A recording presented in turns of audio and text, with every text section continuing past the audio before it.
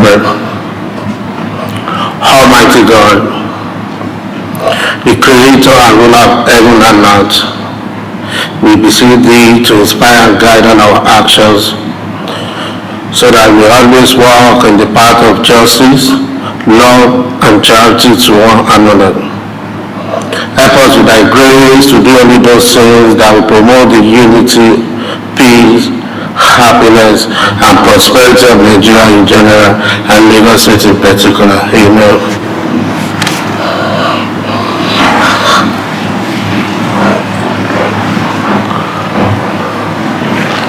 We are showing this English Christ. You are welcome to today's sitting.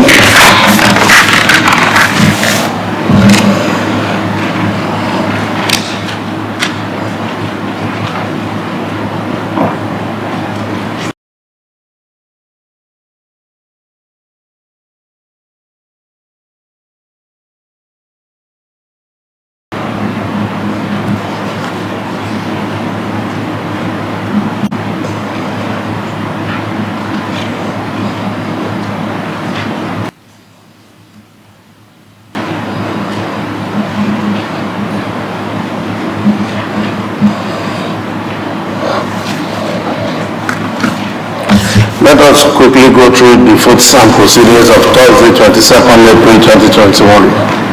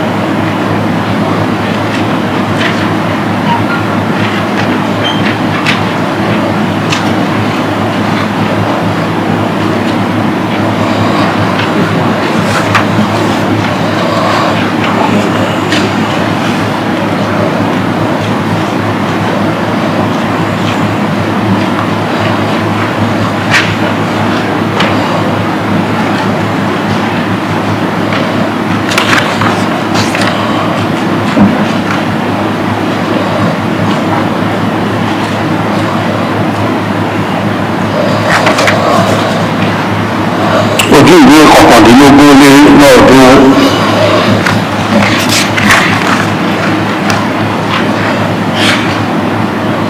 Ojú ìwé okòólélọ́ọ̀dún.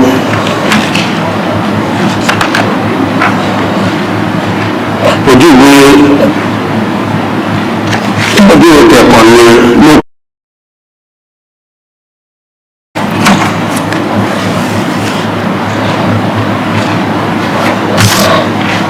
Examine the food stamp proceedings of Thursday, 22nd April 2021, and approval is here granted.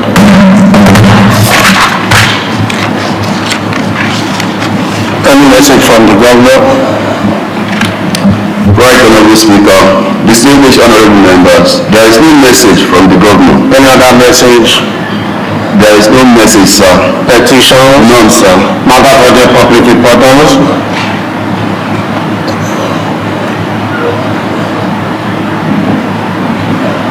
Honorable Shall.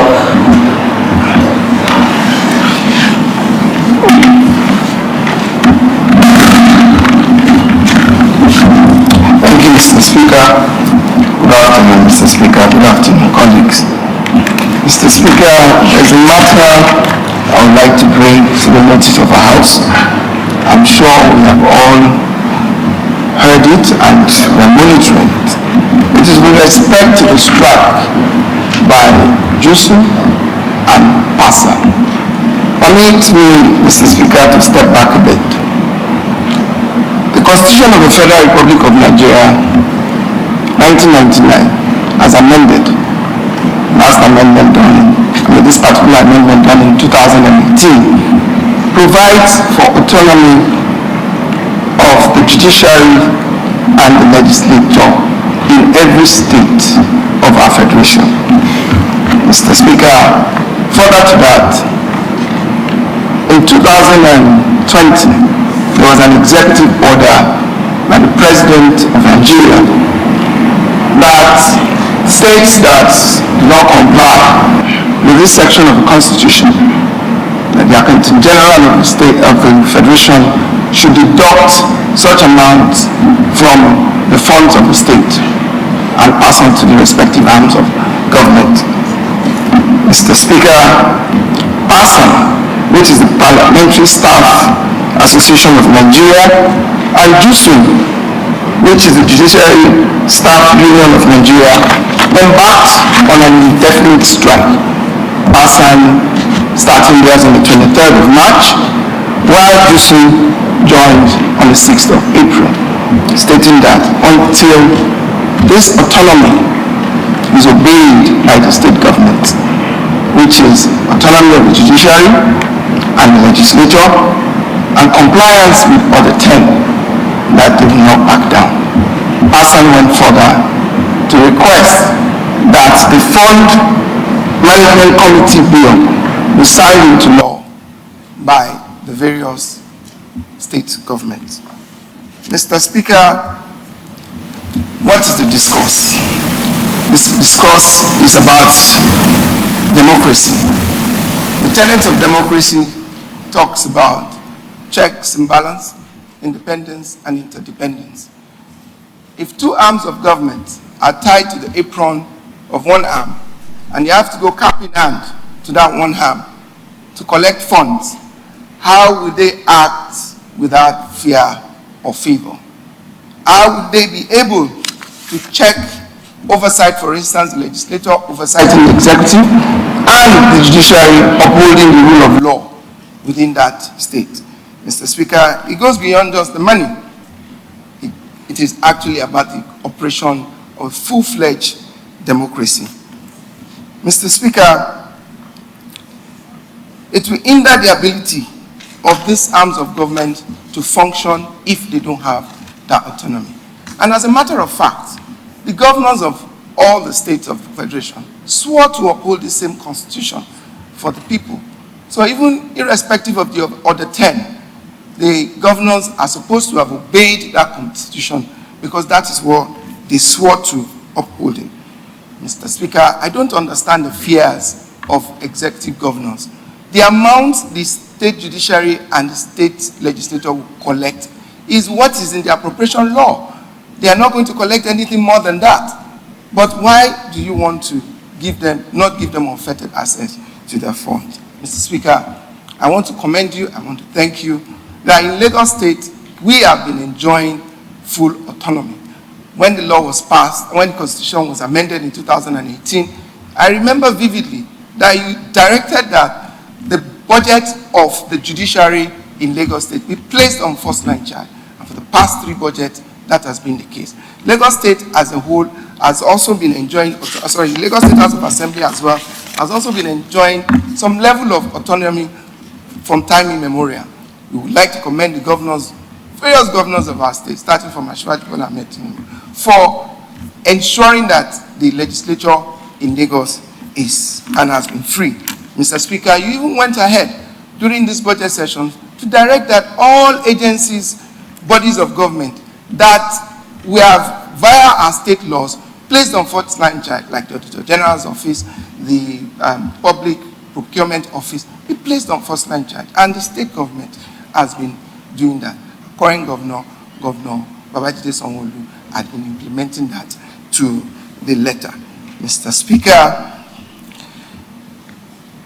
I would want to make a prayer that the state government, the state governors who have not implemented this autonomy should listen to Jusun and Passan and ensure that that autonomy is granted as soon as possible. We heard they said end of May, and that's just hearsay. So we need them to do that. Also, Mr. Speaker, I pray that we commend the governors of Lagos State for having stood to be counted and ensure that the judiciary and the legislative arms of government in Lagos are totally autonomous. Thank you, Mr. Speaker.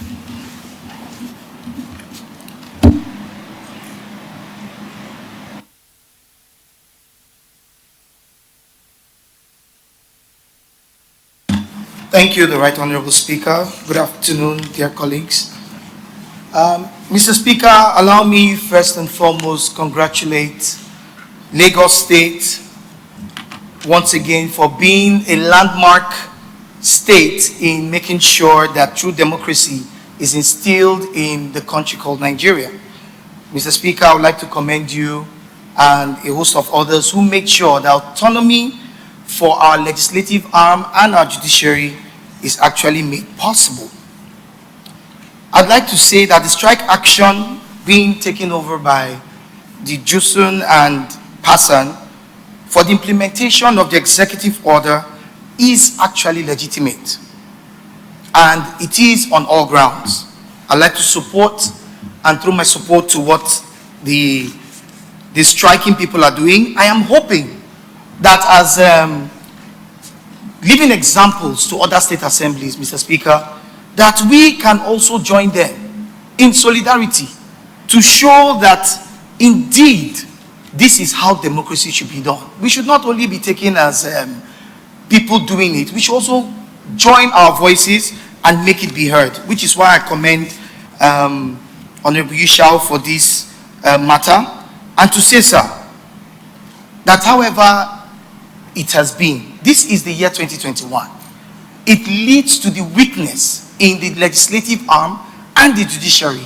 If this continues, this style of governance continues, every state executive must realize that democracy is in these three arms, and separation of powers is clearly stated in the Constitution, and it must be respected.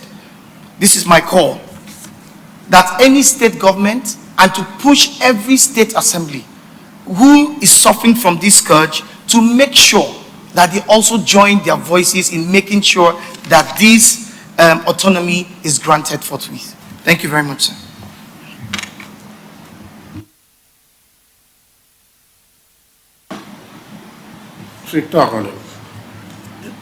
Thank you, Mr. Speaker. Good afternoon, my colleagues. It is appalling to subject any arms of government into ridicule and being at the caprices of the executive when the president himself has already, in order 10, made a pronouncement that the three arms of government should be given autonomy.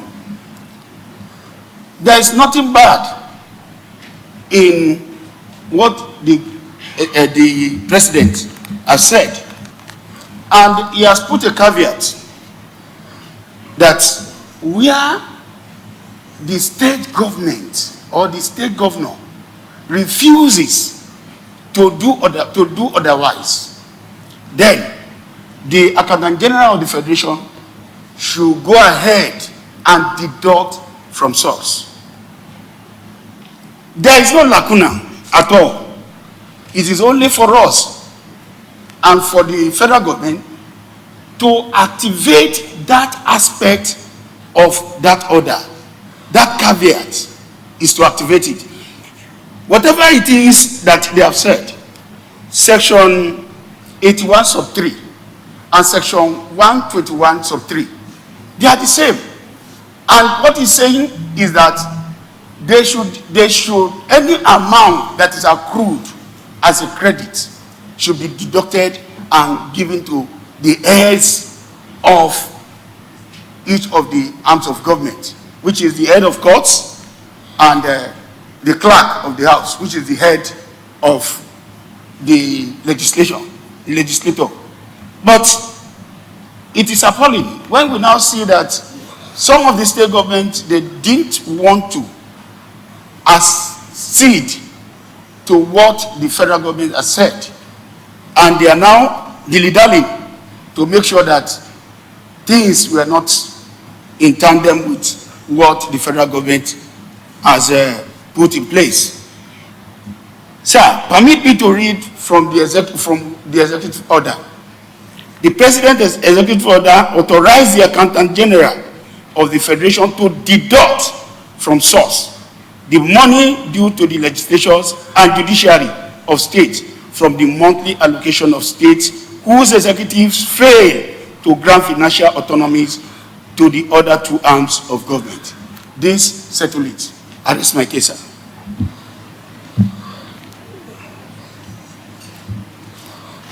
Sorry. Thank you, honorable speakers and distinguished colleagues. It was a teens of joy when the president in 2020, May to be precise, which is almost a year to this time now, make a pronouncement that there is going to be an autonomy for the legislator, financial autonomy for the legislator and the judiciary. That is the practice in developed countries of the world. And we feel that Nigeria, as a developing nation that is developing its democracy, that is going through different phases of histories, that each aspect of the government, in line with the Constitution of the Federal Republic of Nigeria of 1999 as amended, as was rightly stated by my fellow colleagues, that Section 121, subsection 3, which mandated the president to give that executive order. Up till now, the government even went further by stating the provisions on which premise these things would be actualized. If you talk of the judiciary was set up, were mandated to set up a committee. This committee comprises of the Attorney General of the state, the Commissioner of Finance of the state, the registrar of the state budget, the representative from the budget office of the state, the state court of appeal, the federal court of appeal, the Sharia court of appeal, or Akeda as the case may be, including the clerk of the state of assembly, that they should sit together. They were even empowered by the constitution, by that caveat, that they must sit down and form a task force which we see to how the budget implementation should be run. But up till now, how many states, except Lagos states, that have set the pace in making sure that we have this autonomy? We must not forget that there are people that work in these sectors, that judiciary has the right, under the Constitution of Nigeria, to be independent. The legislator has the right to be independent. If their finances and their budget were separated, you know, we will have a sane and workable society that everybody, and to my surprise, most of these governors today, most of them, majority of them were former speakers, were legislators. Even if by the time they finish as a governor, they intend to go back to the federal and to the Senate. For what? We cannot stand and swear an oath to 1999 Constitution as a politician, as a legislator, and at the same time, we are working against the enactment and the practicability of that Constitution. Thank you, Mr. Speaker. I want to commend Lagos State again for taking a vantage position as being the first state to enact this, and other states should please follow suit. Thank you very much.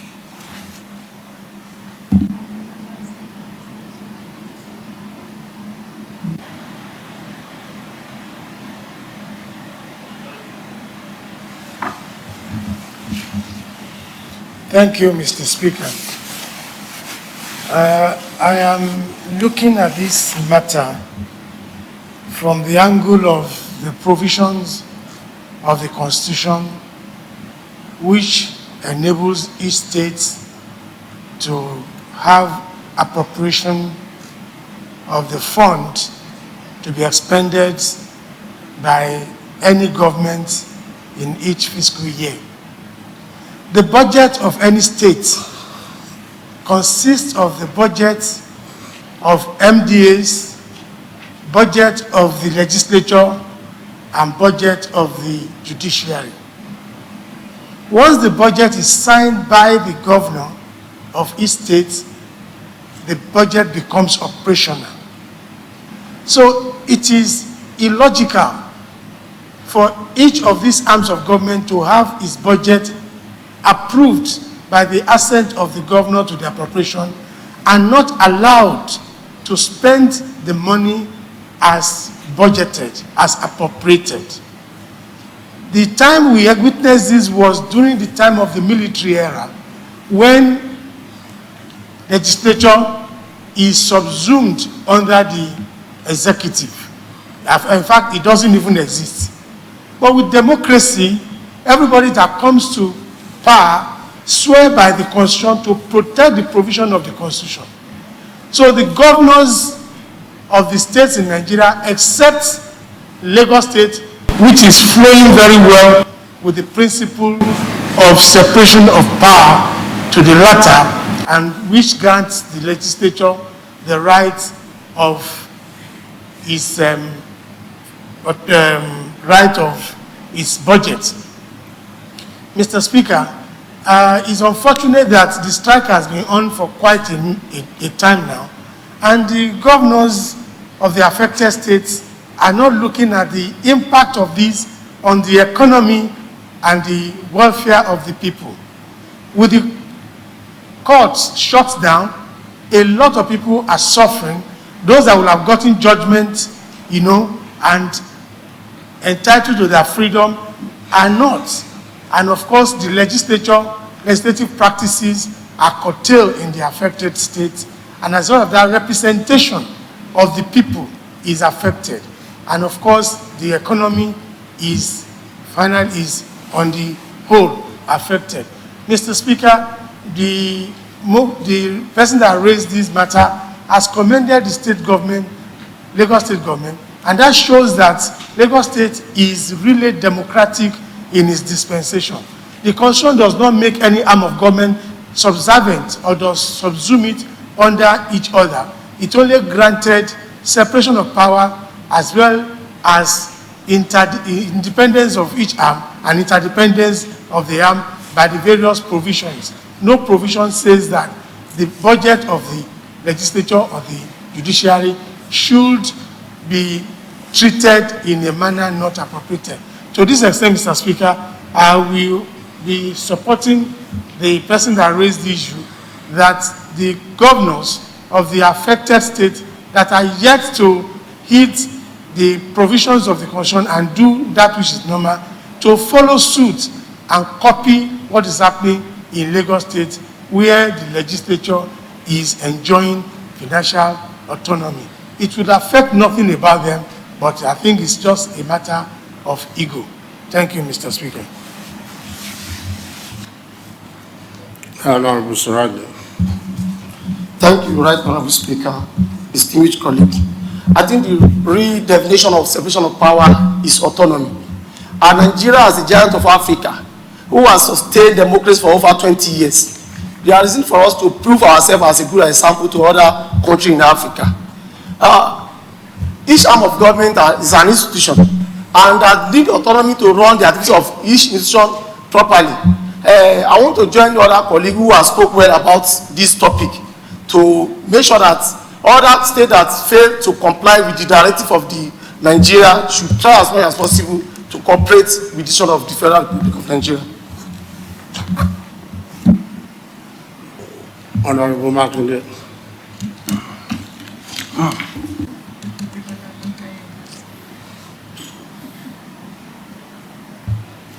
Honorable Makinde. Thank you, Right Honorable Speaker. I think the topic we are discussing today shouldn't be a debatable issue again. It's a constitutional issue. And when we are talking of government, I think the executive are arrogated too much power to themselves. And when we go through our constitution, the legislative were the one that was just mentioned, after which the executive now follows, before the judiciary. The houses of assembly in the federation, they came together, and the judiciary, they pushed for this, and it was accepted by the House, and the head of government at the federal level, President Muhammad Buhari, assented to this.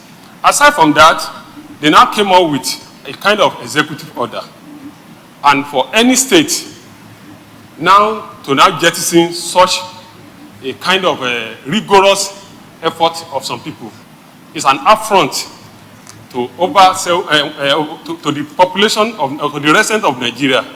And this thing we should be able to really be cautioned. And I think this is high time the judiciary and the legislature need to now assert their own constitutional rights. We can put a kind of stop to their own expenditure too. We have that constitutional power. By doing so, and then the judiciary to do, they should come up with their own way of stopping their own expenditure too. I think they will listen. They will listen. So we need to assert our own authority, our constitutional power, to let them know that the ruling of Nigeria is not by only one arm of government. It's by the three arms of government, and they must be given the free hand to operate. Without financial autonomy, we are still subservient to the executive. I'm appealing to the governors of that state that are yet to comply with this order, to please do this so that Nigeria can continue to move forward. We are running a fragile economy. Now to now be encouraging a kind of strike of this nature is not portraying the image of Nigeria and is not helping any person in this country. Thank you very much, Mr. Speaker. Honorable Satonju. The right Honorable Speaker, I want to thank you for giving me the opportunity to talk on this very serious issue. The basing of democracy is independence of each arm of government. And what we are having today in this country is not good enough, because one arm of government is overloading itself over others, and we can never have a true democracy. Although we have challenges with our constitution. In fact, the constitution we are practicing today is an aberration. That is why we have agitation all over the country. But this particular issue that we are discussing today, which has to do with the independence of the judiciary, is very, very important. Because if the judiciary is not independent, we can never have freedom in this country.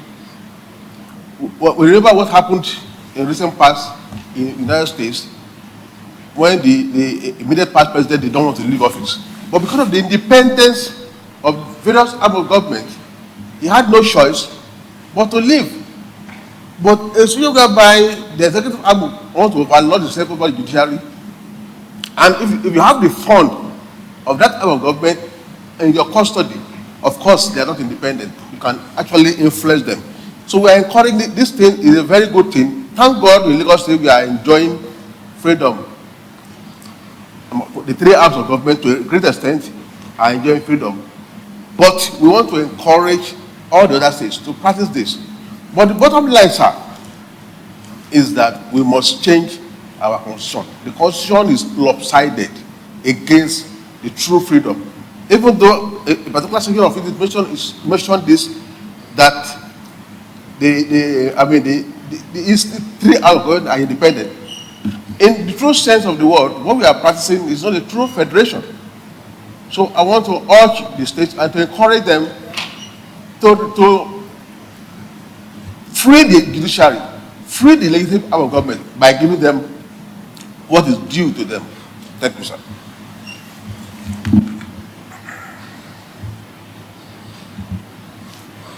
Honorable Laiwala. Yeah, thank you, Mr. Speaker. First of all, I commend the prime mover of this noble motion, Honorable Ishao. It's very germane and it's very apt, because when we look at what our parliamentary staff union as well as judiciary staff union are doing towards having autonomy of the two arms of government, we will know that it's very apt. I also commend the Lagos State government for its quick implementation of this autonomy that we are talking about.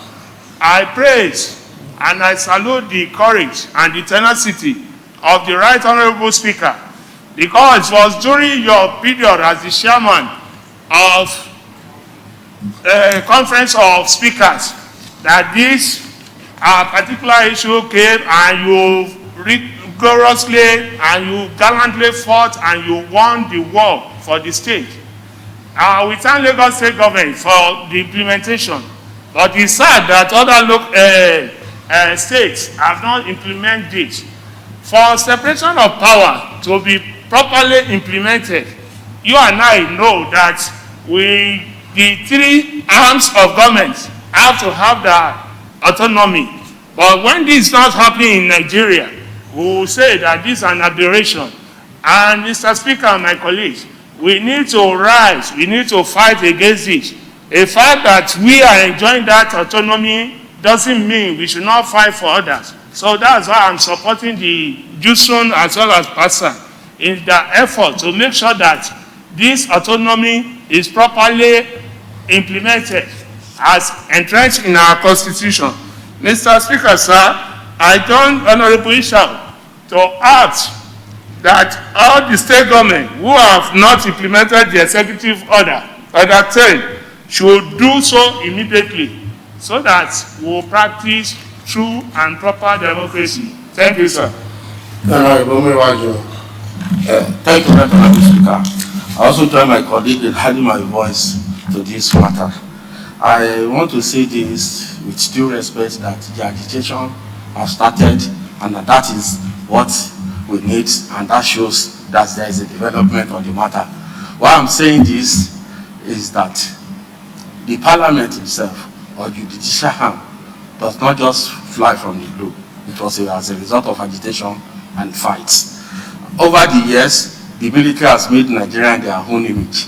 So mostly people look at the executive as the being on and headlong, until when we started seeing the resemblance of democracy that gives people impression that there is need to do this and to do that. It's not only about financial autonomy, Mr. Speaker. There are a lot of things. Even the proclamation of the House by the governor of any state to proclaim an arm of government, proclaiming another arm of government, is an area we should also look at. But the process has started, as I've mentioned, that is through agitation we get a lot of results. It's only Lagos State that is working. Virtually all the states of the Federation, there is one closure or the other to either the parliament or to the executive. And it's obvious. It's not, we have demonstrated that we are the vanguard, we are the pace setter, we are the leading agent. But nothing is free. Freedom itself, it is not free. It has a price. Even in free time, there's nothing that is free. So the agitation has to continue until we can get a resemblance of what all of us are seeing as true democracy and a true federalism. Yeah, I want to thank all of you for your contributions and your strong passion for the independence of the legislature and judiciary. To start with, we'd like to commend our own branch of person here in Lagos State House of Assembly for their understanding and their cooperation. I'm sure you all know that it's with the understanding and cooperation that we are having sitting. While in other states, they locked up the assembly complex. At least we have been able to have kind of arrangement that permits us to have this sitting. And then I will say that the JUSUM, that is the judiciary staff, we also congratulate them and commend them for their boldness and their sincerity of action, in ensuring that the strike is being sustained, at least to attract the attention of meaningful Nigerians, and particularly the Governors Forum. So, in addition to that, I want to thank those who were in this house in 1999 to 2003, who initiated the idea of autonomy for the parliament with a bill that was passed into law and vetoed by that assembly. I commend them for the foresight that they have seen and worked in tandem with the provision of the Constitution, the need for the House to be independent, and those who have been coming thereafter. I must not fail to commend all the governors, those who have served Lagos State, because what we're talking about has been started in Lagos State for more than 10 years ago, which shows that every governor we have had in Lagos State have also been responsible and proven to be a good Democrat for sustaining this financial autonomy. Even at that time, not the full-fledged autonomy, even up to now, but at least it's far, far better than what other states are practicing and agitating for now. So we commend on our governors, starting from Asiwaju Bola Ahmed Tinubu, Governor Fashola, and Governor Ambode, Governor Sanwo-Olu, you know, for the display of democratic values. We thank them very much. And well, I will say this, I think we have other states who are also practicing the autonomy we talk about. We have Delta states, the governor of Kowa and some of them, but the most painful thing, as observed by one of us, that most of the governors that have been speakers or been a member of the National Assembly, majority of them are reluctant to ensure the implementation of this. Those we believe that have the knowledge of what legislature is all about and the need of legislature, who are supposed to be at the forefront in the agitation for the financial autonomy of the legislature, are the one slowing down this.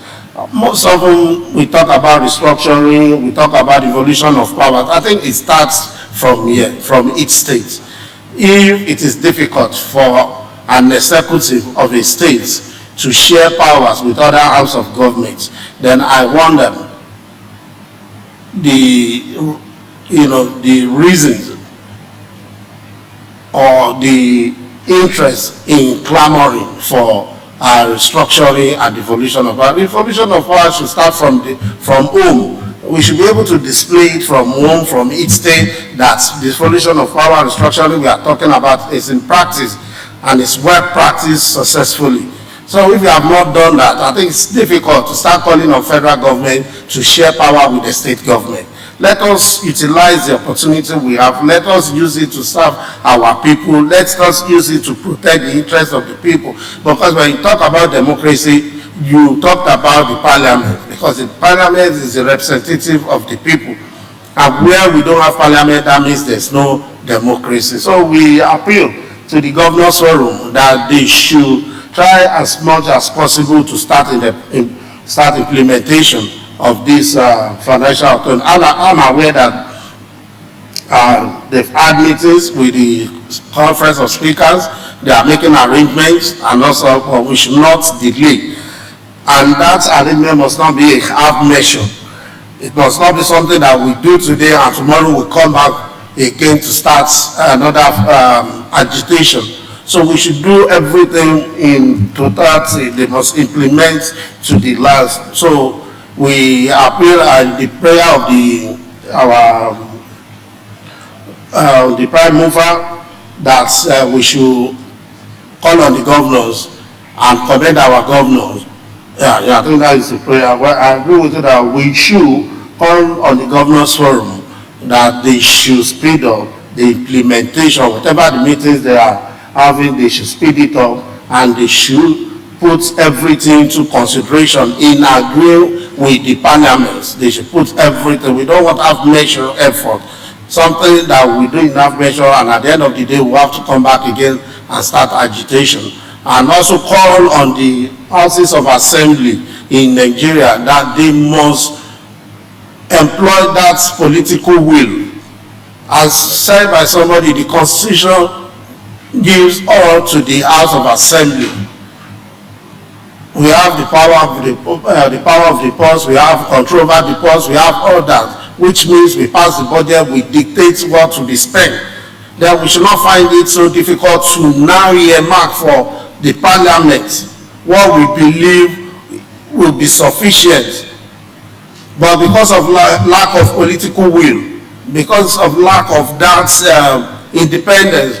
So we should call on the House of Assembly through the Speaker's Conference also to be bold enough to do what is right according to the Constitution, and by extension to all our governors in Lagos as well, to commend them for their democratic value, for what they have done that other states are now clamoring for. It shows that Lagos State has always been ahead of other states, and we've always had visionary leaders in Lagos State, and to ourselves also for being proactive and being Democrat as well, and complying with the provision of the Constitution.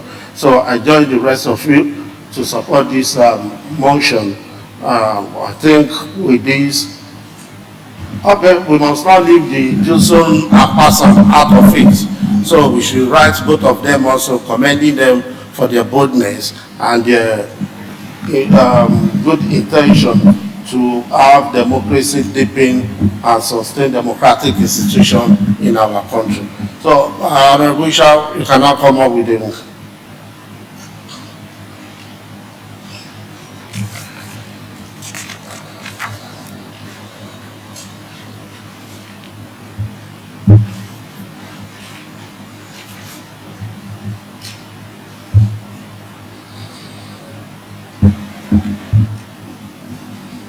Thank you, Mr. Speaker. I should easily just say as amended, but let me try and just read out what I have. We hereby call on the Governors Forum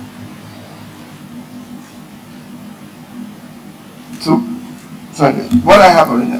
We hereby call on the governors of states that are yet to implement financial autonomy of the judiciary and legislature, as stated in Section 1213 of the Constitution of the Federal Republic of Nigeria, 1999, as amended, to immediately do so. 2. So before, it's not to implement in full scale. To implement not fully. half measure. To implement because the arrangements going on like dictating what to be done. So to implement fully the financial autonomy of the judiciary and legislature as stated in Section 1213 of the Constitution of the Federal Republic of Nigeria, 1999, as amended immediately. 2. Commend all governors of Lagos State, starting with Asiwaju Bola Ahmed Tinubu, 2. Governor Sanwo-Olu, for implementing and sustaining financial autonomy as a veritable tool for democratic and economic growth of Lagos State. 3. Commend Parliamentary Staff Union of Nigeria and Judiciary Staff Union of Nigeria for their boldness and sincerity of purpose by standing up for democracy and observance of the rule of law through their peaceful strike. 4. Call on houses of assemblies through the Conference of Speakers of all states of the Federation to have the political will to implement constitutional provisions. 5. Commend Lagos State House of Assembly for its own proactiveness in ensuring that the autonomy came to be. Thank you, Mr. I so move.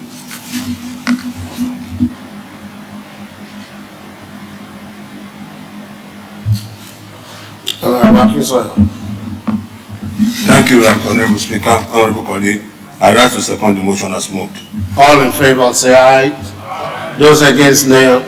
The ayes have it. Mr. Clark, kindly direct the resolve of the House to all concerns. Majority Leader. Mr. Speaker, I rise to raise serious concern about the spate of violence in the country. Mr. Speaker, for some years now, Nigeria has witnessed different forms of violence in different coloration and nomenclature. What we were first hearing was Boko Haram insurgency. Later, we had another coloration, henchmen, and now banditry. Mr. Speaker, though the nomenclature may be different, but the activities of this set of people, the perpetrators, are similar. They claim life and destroy property. The state is becoming more worrisome as no geographical zone in the country is now free from this era of violence. Of course, we have to show concern because the development has affected the image of the country, it has affected the economy of the country, it has affected the psyche of the citizens who now live in palpable fear every now and then. Traveling on the road for long distance is now nightmarish to people, and it's becoming more worrisome that academic institutions are now being attacked. Students are being killed and kidnapped. Camps of internally displaced people, IDP camps, are being attacked. More disturbing is the fact that military formations are being attacked. Just yesterday, there was an attack on military formation in Kaduna, and when the military called for Air Force support, the Air Force came, and the raid claimed lives of soldiers in the barracks rather than the bandits that came, because the excuse was that they were wearing the uniform that are not different from one another. Mr. Speaker, villages have been sacked, towns have been sacked, community heads have been kidnapped, and it continues unabated. Police stations are attacked and burnt, policemen killed. Mr. Speaker, we cannot just continue in this form. It's that Nigeria is at war against itself. The situation in the country is already leading to tribal agitation for succession, and the beauty of Nigeria is in the unity and peace of Nigeria. But the situation is not encouraging this. It is for this reason, Mr. Speaker, that I think that as a House, we have to condemn in all ramifications all forms of violent attack on lives and property everywhere or anywhere in the country. I also wish that we commiserate with the government and people of states that have experienced these violent attacks leading to loss of lives and property. Mr. Speaker, I'm also of the view that we should commend the government of Lagos State for sustaining the security architecture that has continued to protect lives and property in the state over the years, and urge the government to continue. Finally, Mr. Speaker, I think that it's not out of place for us to call on the President of the Federal Republic of Nigeria, President Muhammadu Buhari, to show more concern about the spate of violence in the country by overhauling the security architecture of the country in a manner that will guarantee peaceful existence, protect lives and property in the country. Mr. Speaker, these are my concerns and these are my prayers. Thank you, Mr. Speaker.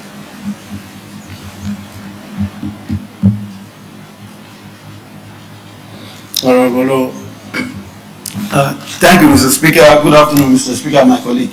Mr. Speaker, please allow me to lend my voice to this serious insecurity situation in Nigeria. Mr. Speaker, Ashebe said, things fall apart. The center cannot hold. Mere anarchy is loose upon the heart. Mr. Speaker, we're in the state of anarchy. And with what we have seen so far, it started as rumor.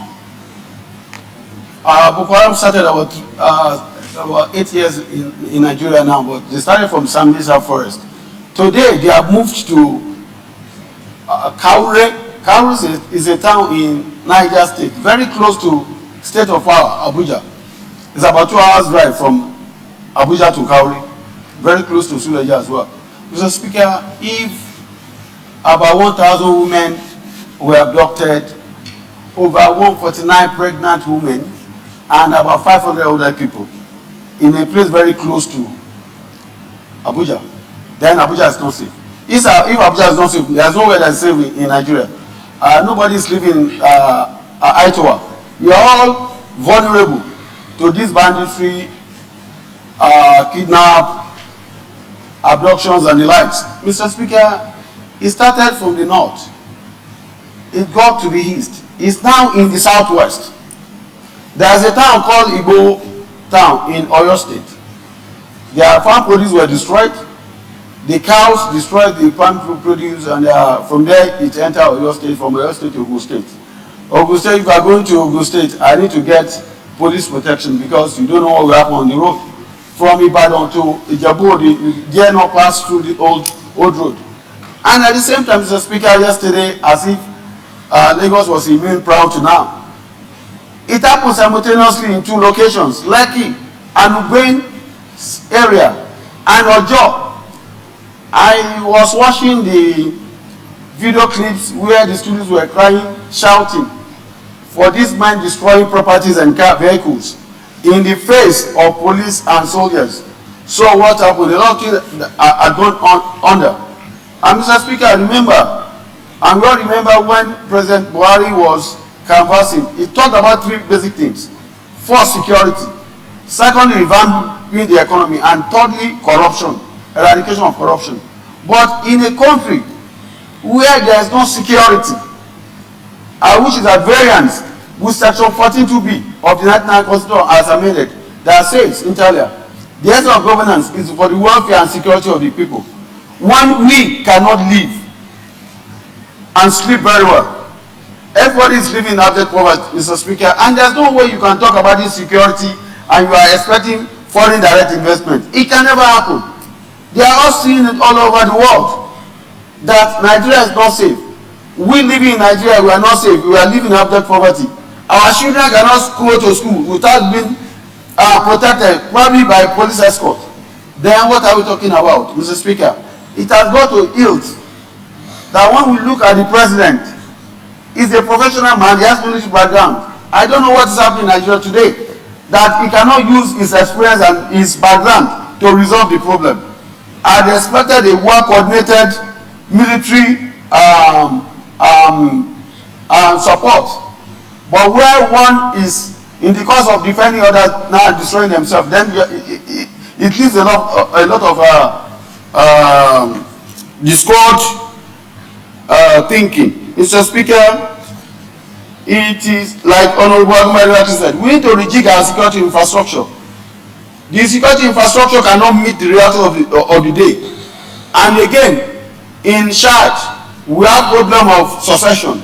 In Republic of Benin, we have problem of hegemony, political hegemony. In Cameroon, there is internal insurrection. So all our neighbor borders, they are porous.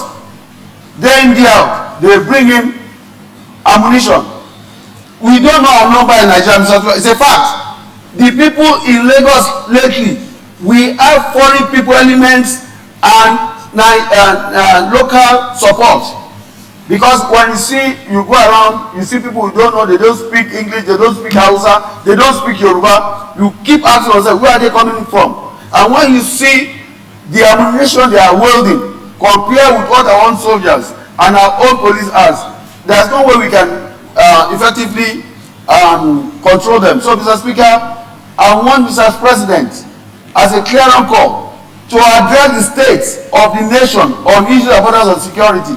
It is high time we did that, because we cannot continue to wait endlessly. And secondly, to look inward and rejig our security architecture and ensuring that we nip in the bud all these form of insurrection. Thank you, sir.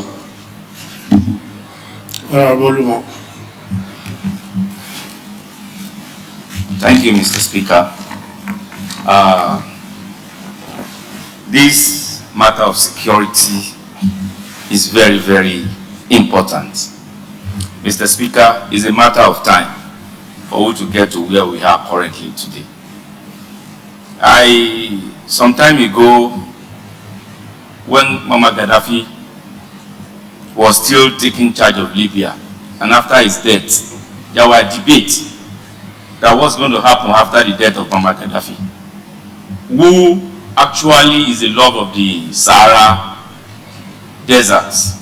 But today, after his death, we can see what happens in Libya and the proliferation of arms and ammunition. And this thing has trickled down to us in Nigeria. Today, almost all ethnic groups in this country are well armed. The Hausa Fulani, knowing their nature, that they roam about, and we can see the havoc this is causing to us. So critically, I know that the fundamental principle of governance is welfare as enshrined in section 14B of the Constitution. Welfare of our people, security of our people. We have to look at the international dimension to this crisis. And I also want to employ us to look critically at the role of the West African sub-region, that is ECOWAS, the African Union, and the United Nations in this problem we have in Africa, especially the west of Africa. Because this thing is not confined to Nigeria alone. If you go to Ghana, another part of Ghana is going through the same problem that we have. The same thing is happening in Benin Republic. Same thing is happening in Niger. Even Chad, the death of Idris Deby now, I don't know what that will cause for us in Nigeria and Cameroon, because the headquarters of the joint national and multinational task force to handle the issue of security, especially with Boko Haram.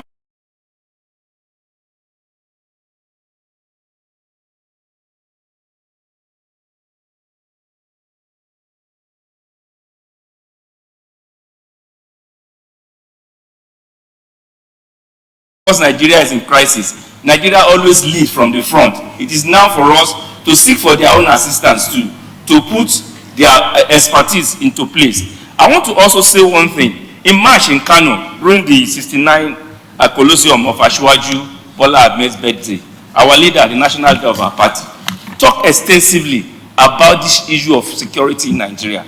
He said critically that the government must look at empowering our armies, spend more money in making sure they have the right type of ammunition, employ our youth. There are works to be done in the security agencies. We say there are no jobs. Let's get people, let's give people, let's spend money. Say we should reflate the economy. We should put more money. If America is putting more money into their economy, we should look for ways of putting more money into our economy so that we can solve the issue of unemployment. We also have to talk about religious tolerance. We have to talk about cultural tolerance. We all need all this to interplay to ensure that we have lasting peace in the country. Thank you, Mr. Speaker.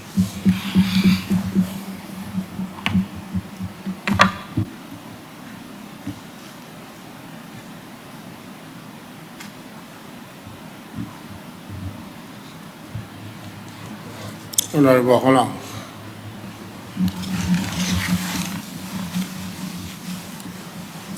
I thank you very much, Mr. Speaker, honorable colleagues. And I also join my other colleagues in appreciating this motion. Mr. Speaker, security as guaranteed by the Constitution of the Federal Republic of Nigeria is the primary essence of every government. The state of insecurity in our country today is, to say the least, worrisome. The destruction that it has done to us as humans the destruction that it has done to our economy is monumental. Mr. Speaker, to human, it has resulted to low quality of life and low life expectancy. To our economy, it has led to the destruction of the economy, and we are experiencing economic woes right now. Inflation everywhere. You hardly can put food on your table. The cascade effect of insecurity in our climate is worrisome. Mr. Speaker, talking about foreign direct investment, there's nothing like that anymore because insecurity discourages investment. No investor will want to stake his fund in such an insecure climate.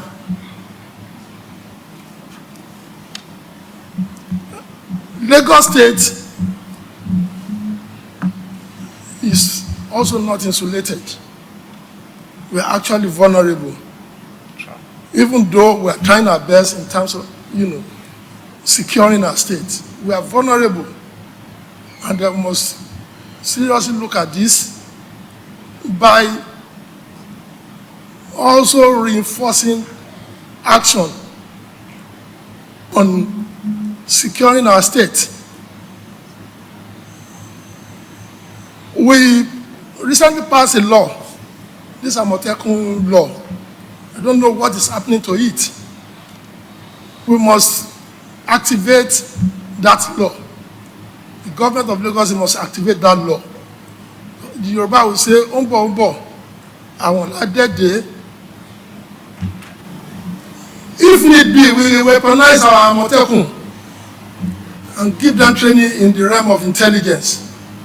We must be prepared, like the Boss Scout says. Nigeria as a country, the government of Nigeria must wake up from their slumber.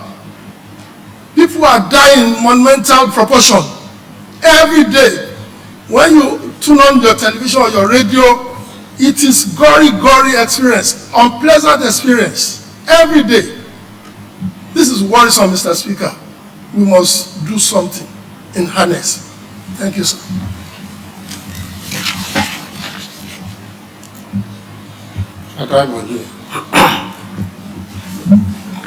Good afternoon, sir. The major problem facing our nations today is insecurity. Section 14, subsection 1b says, securities and welfare shall be the primary purpose of any government. The prophet of our time, politically, Senator Bola Ahmed Tinubu, I quote, said, the centralization of the security apparatus will not only help in curbing the rising violence, but will see to the proper engagement of our young people. During the 8th Assembly, the Right Honourable Speaker demonstrated same by passing into law the Lagos State Neighborhood Watch. We can see these men of these agencies on the street of the Lagos State providing supporting service, the police officer. A case study of Lagos State, the numbers of the police officers that we have in Lagos State is about 30,000. Out of these 30,000 that we have, 3,000 are in the hand of the individual. The ordinary citizen, like us, we are left with only 27,000 to secure over 22 million Lagosians. And that will give us ratio 1 police to 815 citizens. How did you expect them to perform this job? For Nigeria as a whole, the populations of this country presently is about, according to the population is about 230 million. And the total numbers of the police officers that we have is about 371,800. And out of this, over 70 numbers are in the hand of the prophets. And that will give us ratio 1 one police to 700 citizens. It will be out of place if we advise our state governments, because people say ours is ours, to adopt another method of providing security to the citizens of Lagos State by ensure that we have CCTV cameras in all strategic places in Lagos, particularly our public school. Recently, we read in the social media, in the newspaper, that most of the places targeted by these hoodlums are the public schools and private schools. It happens in the northern part. And for us to secure our own state, the state government should provide and install CCTV cameras in public schools within our state. We are talking of unemployment. Presently, the rate of unemployment in Nigeria is 33.3%. And there is no investment we invest in a country like ours, where lives and properties are not secure. His Excellency President Muhammad Buhari, the Commander-in-Chief of Army Forces, to look at new ways of securing the nations and the people, because the country is not safe. Again, the House should join the voice to call for the passing of state police. We have done that severally, but up to now, the federal government seems not to understand where the shoe pitches. It is when we have the state police, I believe that we are going to have a secured environment. Thank you, sir.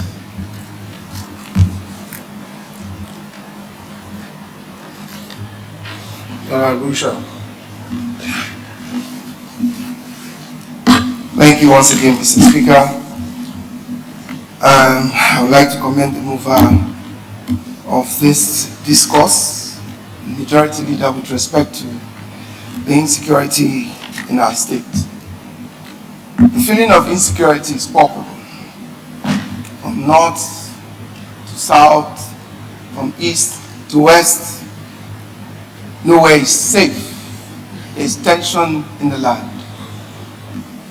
Mr. Speaker, so close to home now.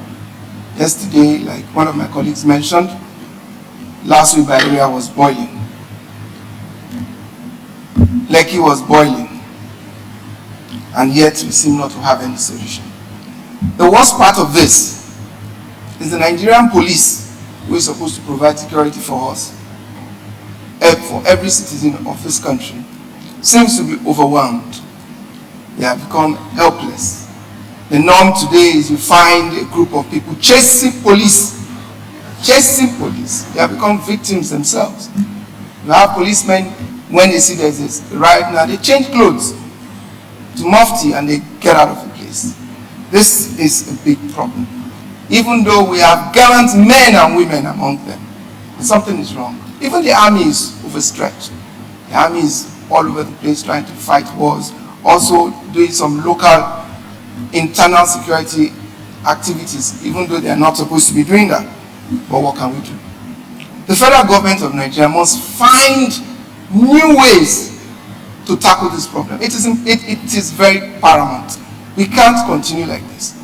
Whether one of the ways is to beef up, fortify the police, increase the human capital there and the equipment that is also available to them.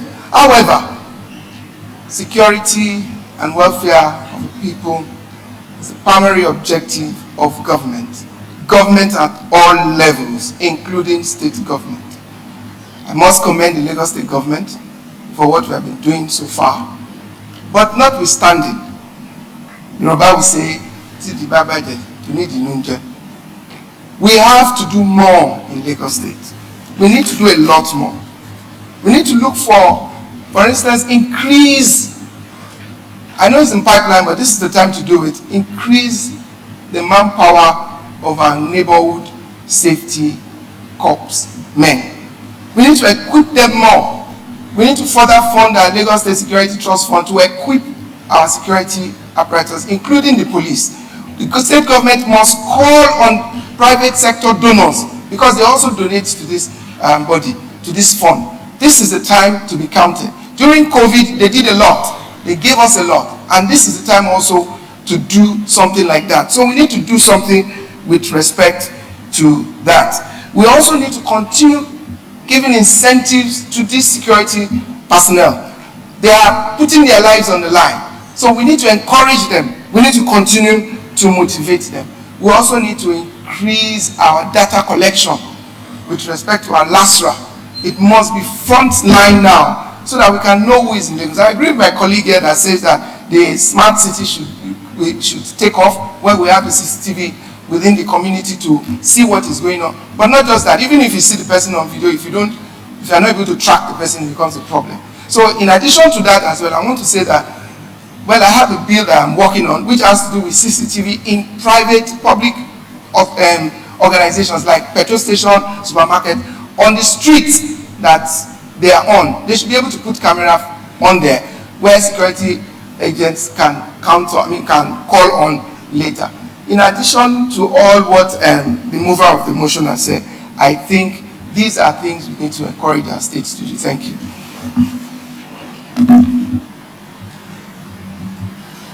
Now about this line.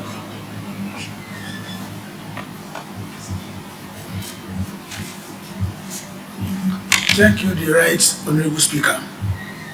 Distinguished members, I give kudos to the mover of this motion we are discussing. To me, I feel Nigeria interest, the national interest must be redefined, because if we say the primary function of every government, one, to secure life and property as enshrined in the Constitution, taking a realist perspective to this, the interest of the state must be paramount. The national interest of Nigeria must be paramount. In this case, whether we should narrow down and look at the foreign policy properly, because if we are saying, if we are talking about Afrocentrism, whereby Africa is the center of Nigerian foreign policy, what about the problem that is happening in our country? Because Nigeria is just like a state of nature, where we define the life of human being as short, in brief, nasty, brutish and short. Seems there is no law, there is no order. And at the same time we are talking about making peace with other neighbors when there is no peace at home. At this junction, I agree to all what my colleagues have said, but I want to impute this as in one, the urgent need to increase the police personnel, because anywhere you go, you see the number of the miscreants that far outweighs the number of security providers. And in this case, if we have enough police, and at the same time the security institutions are empowered and supported, I believe to some extent all these issues of that are not planted, insecurity that are not planted, will just germinate. We rest. So in addition, I support this, and I realize, and I support the fact that the most important problem that needs attention now in Nigeria is security. In addition to that, the rate at which the motorbikers are operating is another worrisome thing. If we are saying in Nigeria you can live anywhere, you can go to anywhere, freedom of movement and so on and so forth, I think it is high time we control these motorcyclists, because if I say we are not going to seize them, we can give them ultimatum that with this also period, we are not interested in seizing their bikes, but they should make sure that between so and so months, we don't want to see any bikes in certain places. If we do, then they're going to be seized. I believe if something like this is pronounced, they will move back to wherever they must have come from. because there is need for us to at least have rest of mind. Thank you, Mr. Speaker. My colleague.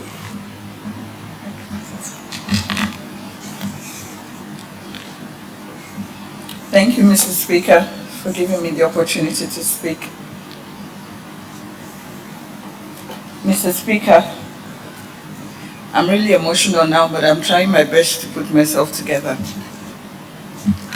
Nigeria is in a dire state, and of which all of us in this hallowed chamber should be concerned.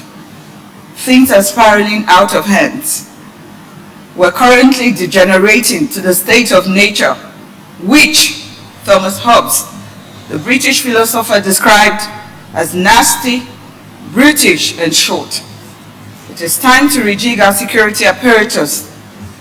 Mr. Speaker, it is time to reset the ship of the Nigerian state from hitting a visibly impending rock. It is either done now or we are all doomed. Fortunately and unfortunately, the major buck stops at Mr. President's table, being the Commander-in-Chief of the Armed Forces and the Chief Accounting Officer of the Nigeria State with exclusive power on security. Mr. President,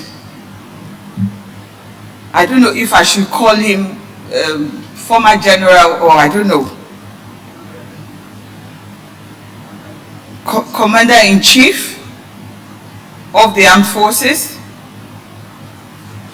Muhammadu Buhari. The times of platitude is over. The times of frank talk are here. We must speak the truth to ourselves now that all is not well and live, and or console ourselves with lies and die ignobly. Death is everywhere, and this should call for all of us to be concerned, most especially from we mothers like me. Nowhere appears to be safe. Banditry, invasion in the northwest, Boko Haram, rampaging in the northeast, IPOB and ESN unrest in the southeast, kidnappings and herders, farmers clashes in the south-south and southwest, besides other social vices like armed robbery, rape, child molestation, what have you. Nigeria is currently sitting on a keg of gunpowder, waiting to explode anytime soonest. Mr. Speaker, it is time for us for outside of the box thinking. It is time for Mr. President, the Commander-in-Chief of the Armed Forces, governors, including chairmen and councillors at the local government level, to map out new strategies, to fashion out new solutions that can help tame the tide. The National Assembly, all state assemblies, and in fact all Nigerians have a role to play. But the bulk of the job lies with you, Mr. President. Some of the solutions needed may not be new, beg your pardon, totally, but they have to be re-innovated and introduced very quickly. For instance, state and community policing is no longer a luxurious demand, but a need, and it must be done as quick as possible. We also need modern security architecture and technology. Macaulay, can you please summarize whatever you have grounded? I'm just getting there, Mr. Speaker. It took me time to write the script yesterday. Yeah, that is what I'm saying, so just... Much ado about talking, Mr. Speaker. Much more the youth must also be employed and fully engaged. For there is an old saying, an idle mind is the devil's workshop.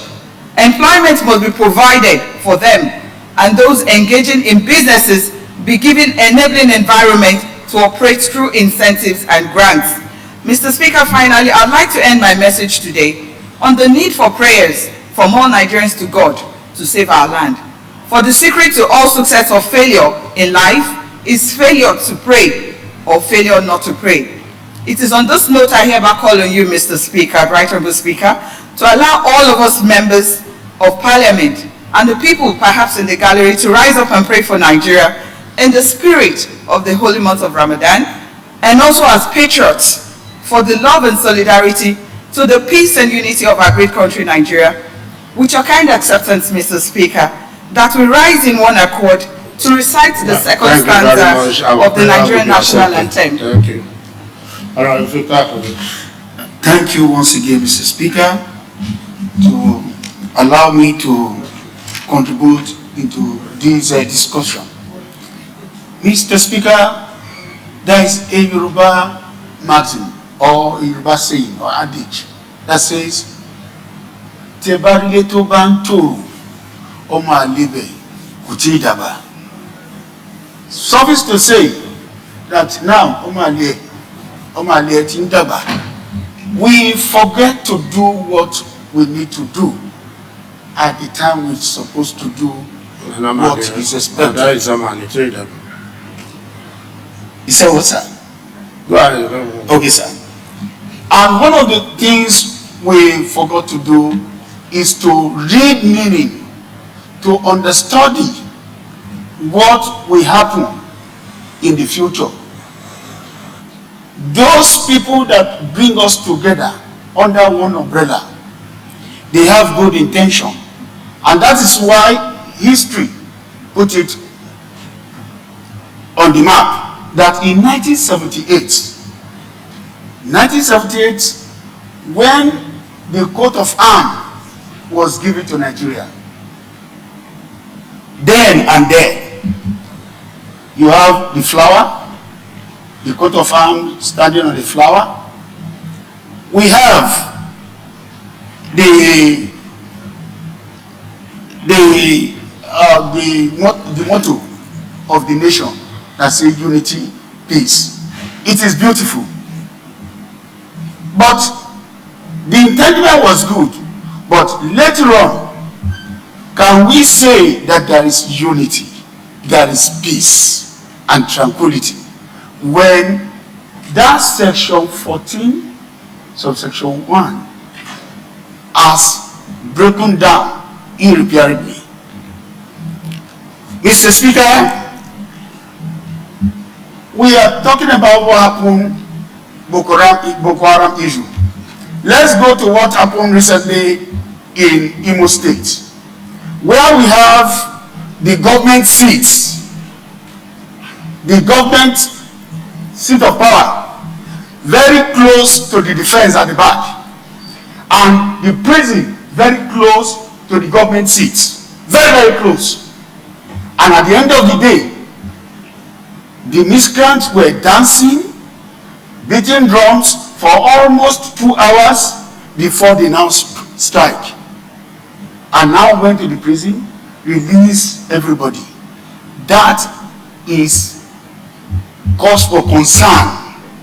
That is to show that the security of the country is in question.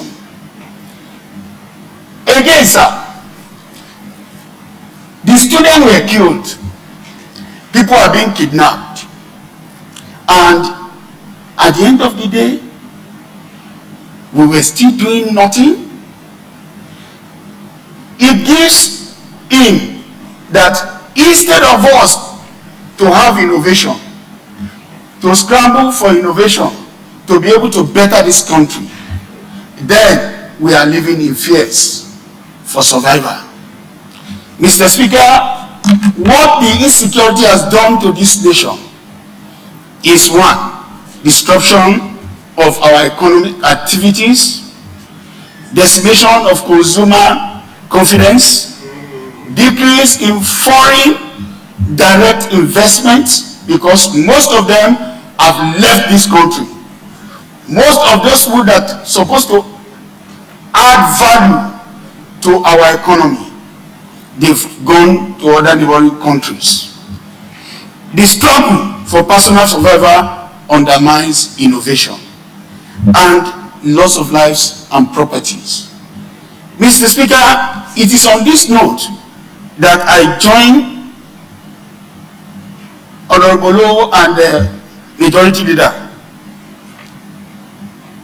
that the President needs to show more concern about the security of this country. The call for state police does not need to be negotiated. The only way is for the National Assembly to start looking inward and start amending the aspect of the Constitution that give all the exclusive rights of policing to the federal government. On this note, sir, I join my colleagues to call on the federal government to look into the insecurity that is ravaging Nigeria and put it aright. But finally, sir, we are our own architects of misfortune. Some of these people live within us. We know them. Instead of us to cry out so that they will nip it in the bud, most of us will keep mute and it becomes a canker worm that is eating up our country. Thank you, sir. Thank you very much, Mr. Speaker. This is an issue concerned to every Nigerian citizen. Mr. Speaker, sir, different measures have been made by the global to curb the social unrest. Please, if you allow me, sir, I'm presenting this idea. Making force and security intelligence easier accessible to the citizens. The thought of having someone complain to taking action will go a long way, sir. And the second one, sir, the citizens should always be night conscious now. That means we should not be going out in the night now. So, because it's not an easy to be going around in the night. And lastly, I am joining the the majority leader, the prime minister of this motion, that the Nigerian government should stand up to their responsibility now. I mean the President Muhammadu Buhari, maybe to should try and go to the drawing board, make good idea about the security. Another idea that the security intelligence, maybe giving more money to the army, or if the policeman cannot be able to cope this is another force, maybe the Air Force and everything, they should be able to do the needful. Thank you, Right Honorable Speaker, sir. Once again, I thank you, Mr. Speaker, for giving me this opportunity to lend my voice to this important motion that is before us this afternoon. Mr. Speaker, sir, Williams Butler 8, a great poet, says that turning in the winding deer, the falcon cannot hear the falconers. Things fall apart and center cannot hold. Mere anarchy is loose upon the world. These above poems, sir, clearly illustrate and describe the worrisome, the barbaric, the precarious situation that we find ourselves in Nigeria. It's really appalling, sir, to see that at this century we can be seeing this kind of herdsman's attack, ethnicity, jingoism, religious problem and intolerance that we are witnessing in the country. The situation is very worrisome, sir, and it's unacceptable and it's a national embarrassment.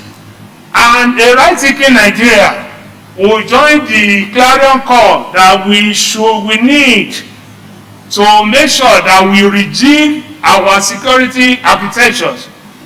It's obvious that our security is not well fortified. We need to rejig it.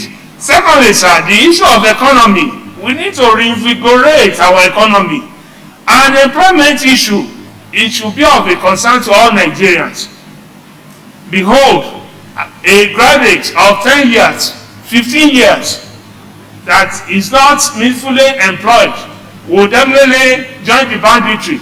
It will join others who are against the country. So what I'm saying in essence, Mr. Speaker, is that we need to fortify our country. We need to provide employment. We need to provide more industry. When we have employment, sir, I believe there will be enough for all of us. Those who have not been employed will be gainfully employed. Thank you, sir.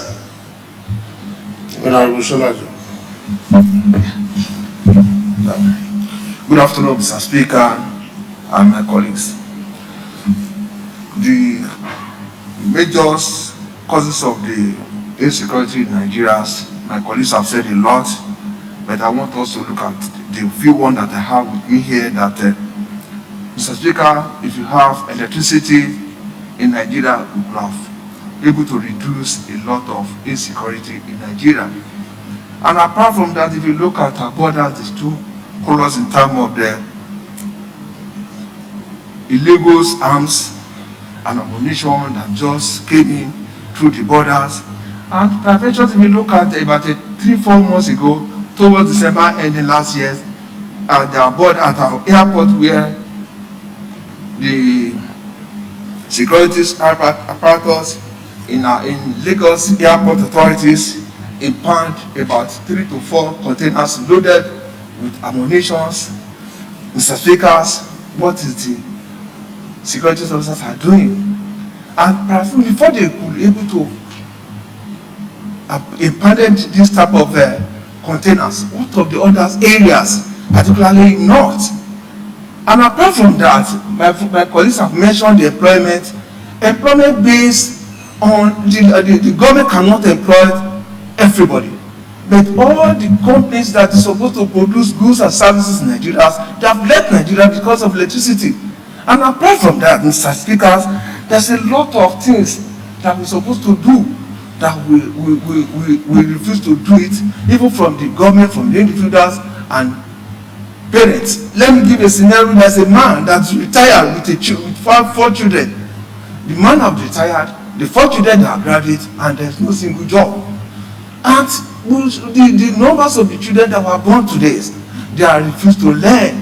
Look at the numbers of Okada we have. They have jobs, but because of electricity and others, they refuse because they want a quick money. So, Mr. Speaker, they have to look into this, and prevention is affect the nation politically, regionally, and culturally. Thank you, Mr. Speaker.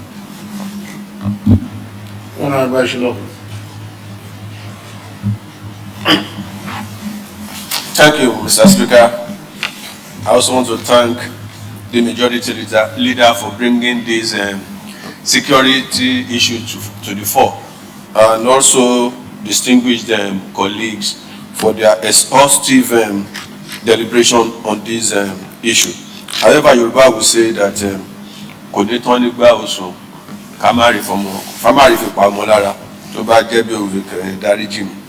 however, let me say that for me, the security issue confronting our nation is multidimensional.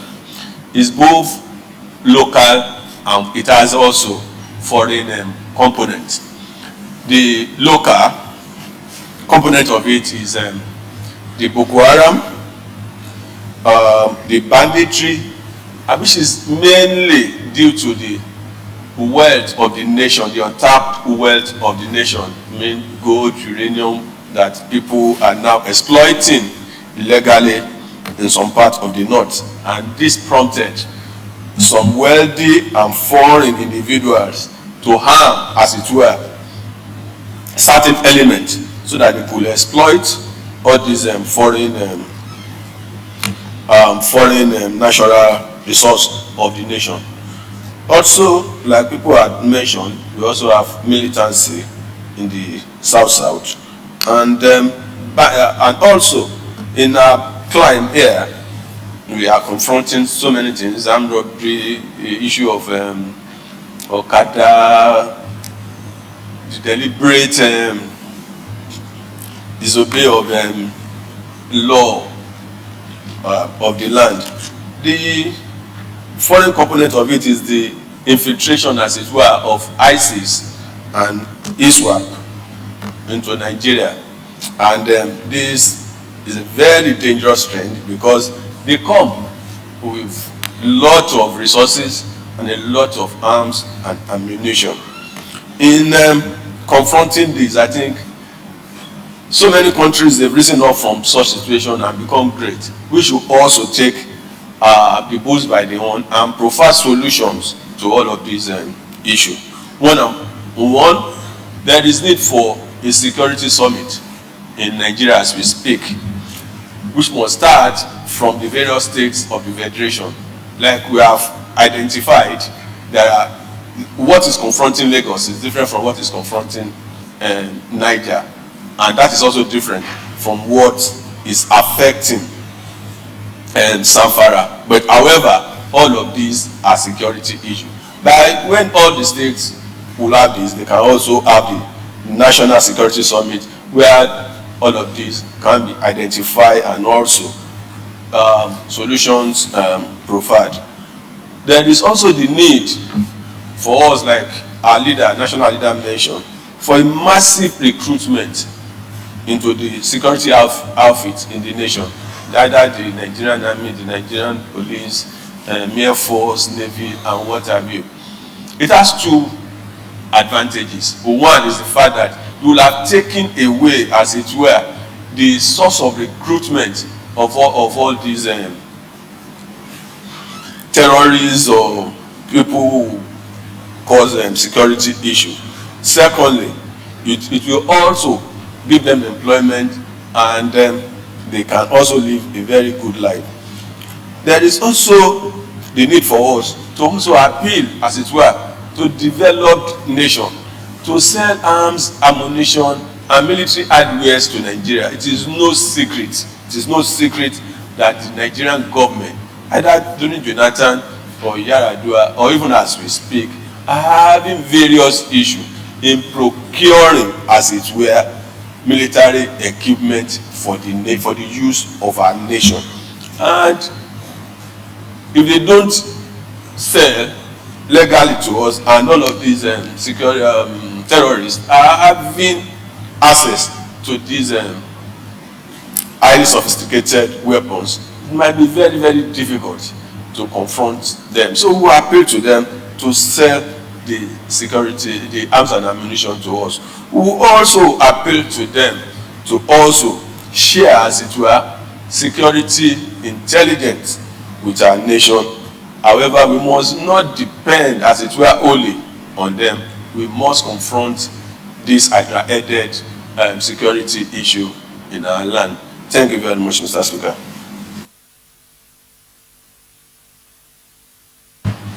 Honorable Secretary. Once again, I want to thank the Honorable Speaker for allowing me to air my view on this topical issue. We are in a precarious state in this country. The security situation of the country is so terrible. It looks as if we are in a state of war, to the extent that even traveling from Lagos to Ibadan sometimes we will be afraid. Yesterday in Ojo, we had some Okada men, they started fighting to the extent that the police were even running away. Even also in the Lekki phase 1 yesterday, there was a terrible breakdown of law and order. These are serious challenges that we are also facing in Lagos. And the story we are having from the north on a daily basis is worrisome. We are in a state of war in this country. Except that it has not, you know, we are still here this morning, this afternoon, discussing this issue because it has not gotten worse. But the state we find ourselves today is serious. But what is unfortunate is that we have a commander-in-chief of the armed forces that is not talking about it. I'm afraid, sir, it's as if the president is not aware of what is going on. As if he's living in his own world. So we need to do something about this.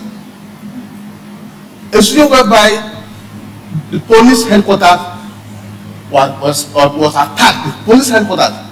How much more of ordinary person like me? A situation whereby the army barracks was attacked. What else remains in this country? Sir, this is a very, very serious situation. And the problem, whether we will like it or not, is the kind of country we run. We are running a unitary form of government, what we call federation. The security is not, the security of Lagos State is not in the hand of the government of Lagos State. It's in the hand of Abuja communal police. Because there are instructions that the government of Lagos State will give out, and that the communal will have to go and take permission before executing that. So, is it a true federation? And people are clamoring, leaders are clamoring all over the country, that let us sit down and discuss. They said no.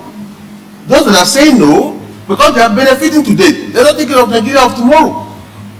This is the worst thing I've ever seen in this country, and we have to do something about it. So I want to thank the last speaker for allowing us to discuss this matter, because it is a serious matter that, God forbid, that we start, every one of us will be on the street with a police escort. If we get to that level, that means we are in a serious state. Once again, I want to thank the Honorable Sir. Thank you, Honorable Speaker, distinguished member, Lagos State House of Assembly.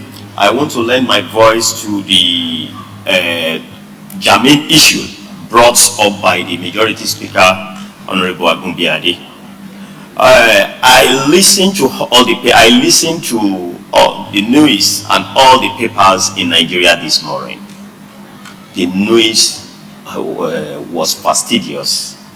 We are in a precarious situation as described by people here. It shows Nigeria is taking up harm against himself. There's nowhere in Nigeria that is safe presently, with what happened at Ojo yesterday, what happened at Lekki, what we had that is happening presently in Maiduguri, Kaduna, Niger State is overrun, and we have a commander-in-chief of armed forces whom we tenaciously, passionately work for, and we are not hearing anything to support some of these unimaginable situations. But leave that at its may.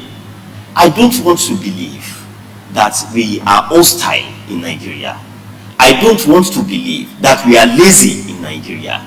I don't want to believe that we are criminals in Nigeria. Because I remember when I was a student, when I was a young boy, a student at the age of 14 years, I have to travel from Lagos to Kaduna, from Kaduna to Samaru. My parents had no money for flights. The only means of transportation for me then was through land road from Ido here to Kaduna. These people that we now call banditry, Fulanis, the only thing you will hear from Ibo de Sadu in Kwara State, Ilorin, down to Kaduna is Halakiaye, Halakiaye, Halaki. It shows peace. It shows you are welcome. Immediately you enter Kaduna Mamando Park, somebody that is a stranger will come and welcome you. Strangers will protect you. As a student, many students from Lagos State here, our choice of school was down north. But what happened now? No one is taking his kids. And once we fail to enact this in our culture, to learn about our cultural heritage, that means we cannot be regarded as a Nigeria again.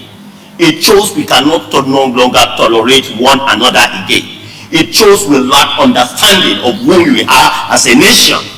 But if we gather here today this morning discussing burning issues that concern our collective patrimony, and we feel that the government in power should please, because we work passionately, tenaciously, we sacrifice our life, some of us, to making sure that this government comes into power. I'm not saying we are not having security issues. Security issues led to economic stagnation of this country. Because I remember in 2011, when NEPAD was formed in Lusaka by the assemblies of the state of African nations, what was the aims and objective of NEPAD? NEPAD is New Economic for African Initiative and Partnership. Now, as an environmental economist, we say we are confronting with droughts. We are confronting with Fulani ravaging our farms, high price of food. Things are skyrocketing. The comparative advantage of Lagos is different from that of Ogun State. That of Ogun State is different from that of the North.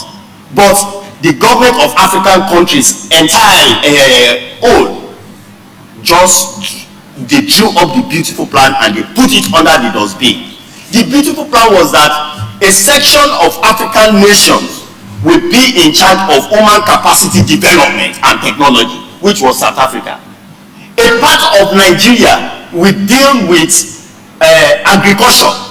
Part of Niger and Chad will deal with this pastoral farming, because that was where they have comparative advantage.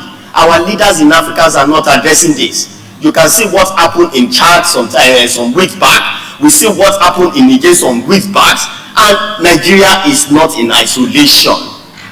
We must work collectively in making sure that we regard ourselves as a nation that is full of potential, that is full of possibility. And in redeeming that, thank you very much, Mr. Speaker. I think the best thing for us is to work together as a nation and make sure that we guide the value and the tenets of our forefathers who has founded Nigeria in making sure that we resolve the issue of security. There is a cost and there is a need for us now to undergo a security summit. Thank you, Mr. Thank you, very much, Speaker. I also want to lend my voice to this matter. I salute and I respect the opinion expressed by my colleagues on this matter, the insecurity in the state. But I think it's time for us to be paying attention to some of the things we have overlooked. Why I'm saying this is that when this crisis started, it started in the Sudan axis. By the way, Sudan is the largest country in Africa. The crisis started in Darfur. Darfur is a town in Sudan. It's almost the same size as France. The attention was not paid. Even the United Nations that some of us thought they are for us, were not really for us. They were only protecting the axis that are oil producing area in the Sudan region. But it has, from there to the north, and eventually we have been experiencing it. It has international dimension, as the Deputy Speaker has mentioned.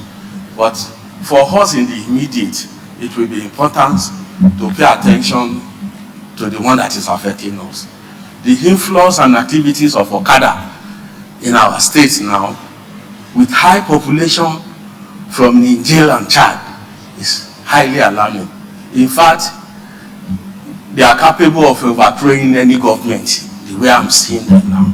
And I think we are not paying due attention to these Okada riders and the way they are, mounting, with their mounting population in our. Yes, our colleagues have said it all, that operation theory of state and all that. But the immediate now is for us to continue agitating for a cosmopolitan police, which will serve as our own local government police and the state police. We must not leave it alone on state police. And this agitation must continue, just the way we have spoken about other things that are of national interest and that we have succeeded in getting. So we must continue putting this on the forefront of our agitation, that we must have an independent police. Because when you say you posted a policeman from Adamawa to Apapa Igorabadia now, who does not know what is happening in my community, how can he police such an environment that is not familiar with? It's part of the problem that is prevailing in our community now. There is need for us to look at our structure generally. I think we arrange it. And it is not out of place if we can remind the president about the high level of insecurity in the state, and also calling his attention to some of the things that have been mentioned by my colleague. Thank you, Mr. Well, I want to thank you all for your concern about the situation of our country, particularly on security challenge that is confronting us. I quite agree with the submissions being made so far, and I agree with you that there's a need for Mr. President to boldly address this issue. But in doing this, we should be able to identify factors responsible for this situation and provide solutions beyond military solution. I think we should also look inward to address our policies. I mean, federal policies that has to do with our people of this country. We should start developing policies that are more friendly, that has human face. You know, the situation, the hardship that people are going through, particularly the youth, should be more of concern. You have spoken about employment. We have a lot of graduates and those who are not lettered, you know, most of them roaming the streets without job. As we know that the idle hand is a workshop for the devil, and that's why it's so easy for the principal actors perpetrating evil in this country to get support. Because you have young men and women roaming the streets without job, without anything. So I think the policies that should be coming out from federal government is something that should be sympathetic to the plight of the people.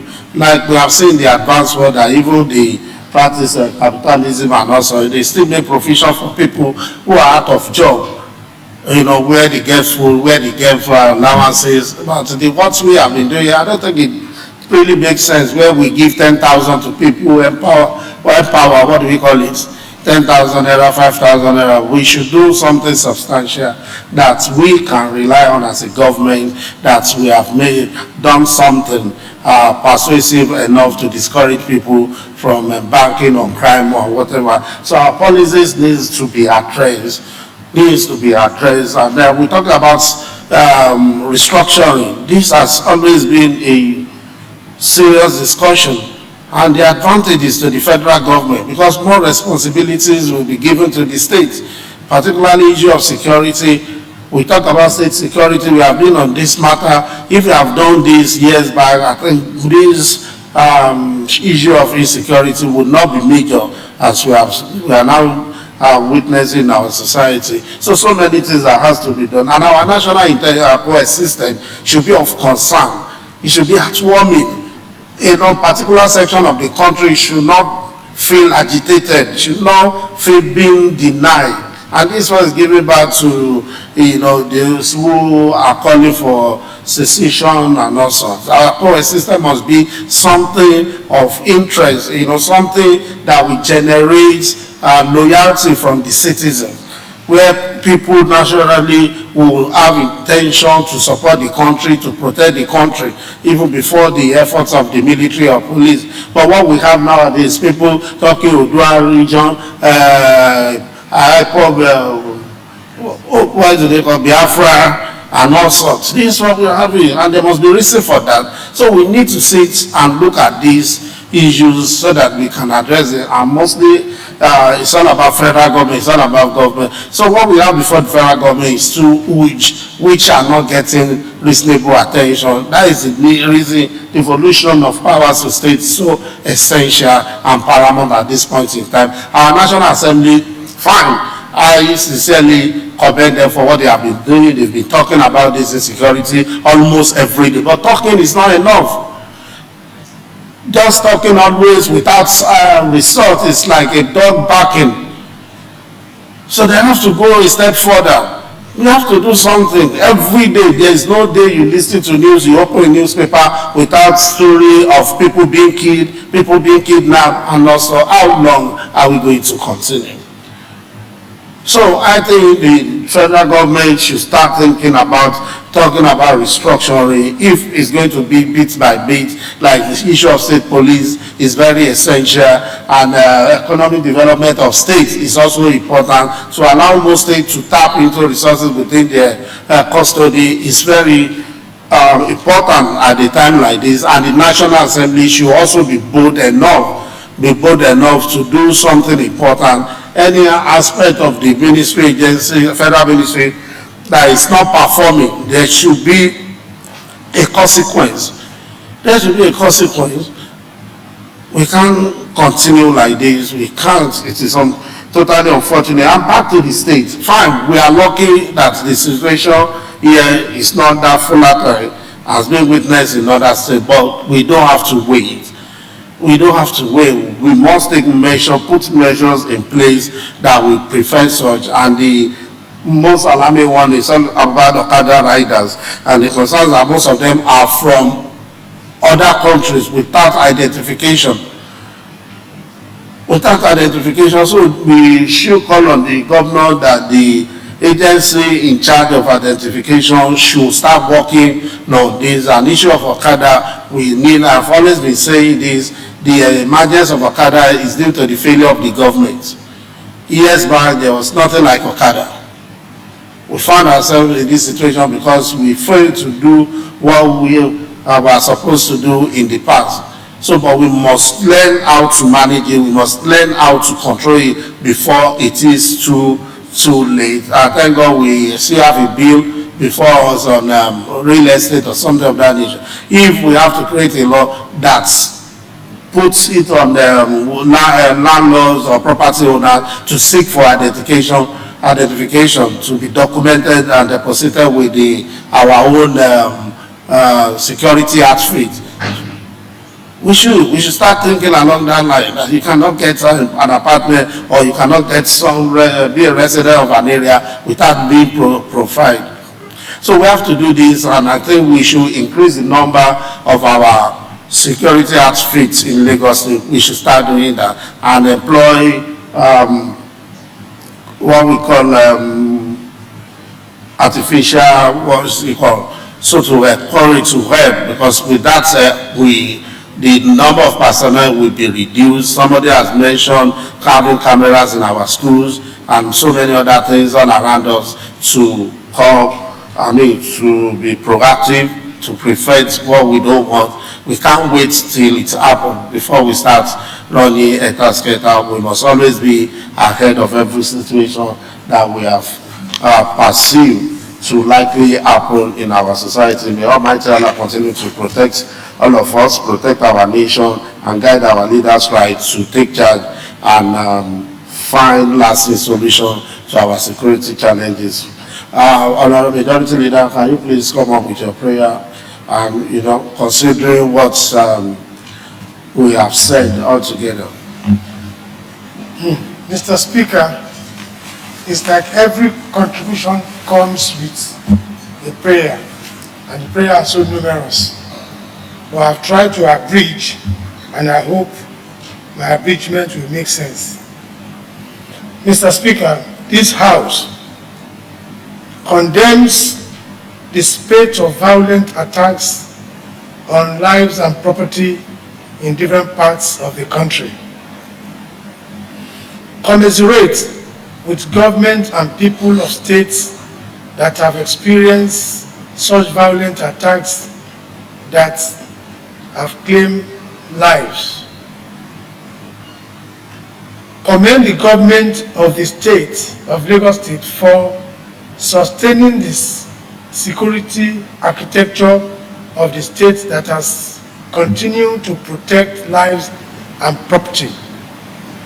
However, calls on the governor, Mr. Babajide Sanwo-Olu, to make more efforts at securing the streets and sensitive places in the state with sensitive camera. To further equip men and officers of the Lagos State Neighborhood Safety Corps with equipment that will strengthen their service in the realm of surveillance and protection of lives and property. Pay more attention to data collection of residents of the state.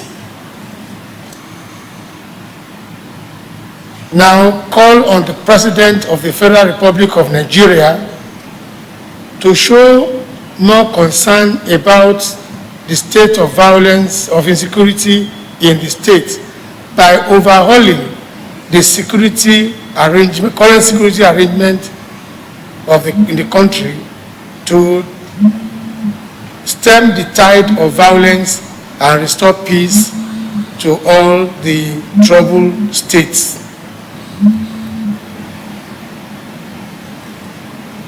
To engage in massive recruitment of able-bodied youths in the country,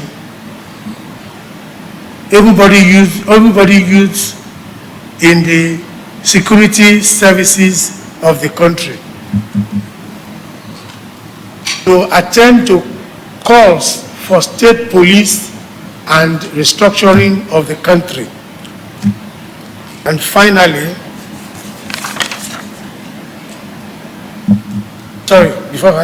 also evolve strategies to improve electricity supply to power industries that can employ jobless youths in the country.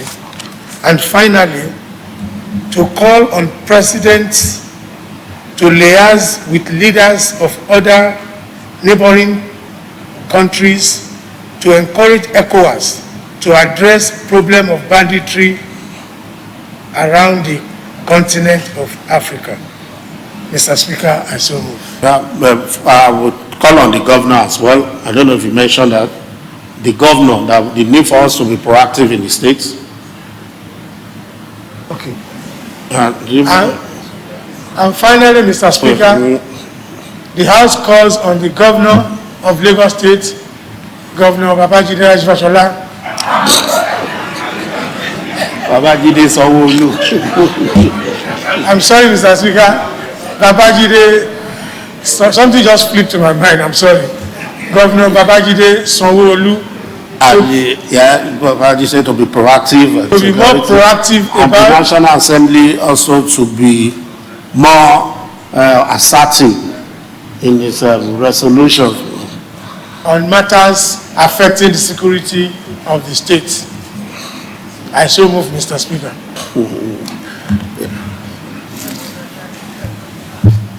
Honorable Tijani. Thank you, Right Honorable Speaker. I hereby to second the motion as moved by Majority Leader. All in favor say aye. Those against nay, the ayes have it. Mr. Clerk, kindly direct the reserve of the House to appropriate corpus. Thank you. Personal explanation. Yeah, it was reported last week that the Castina House of Assembly was engulfed in fire.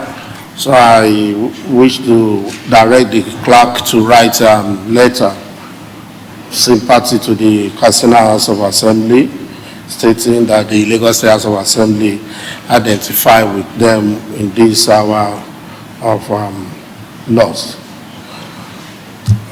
Then, personal explanation,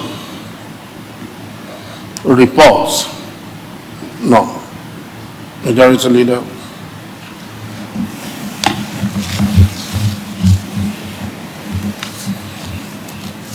Distinguished colleagues, with deliberations concluded on matters that were brought to the House today, I have the approval of the Right Honorable Speaker to move that this House adjourns till Monday, the 3rd day of May by 12 noon. I so move.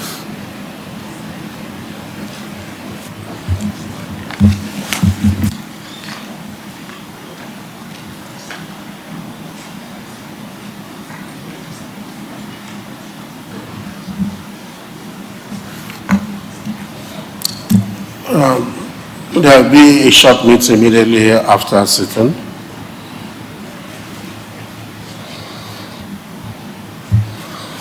Honorable Olabi. Thank you, Right Honorable Speaker. I hereby second the motion as moved by the Majority Leader. All in favor say aye. All in favor say aye. Aye. Those against nay. The ayes have it. This House stands adjourned till Monday, 3rd May 2021 at 12 noon prompt. I rise.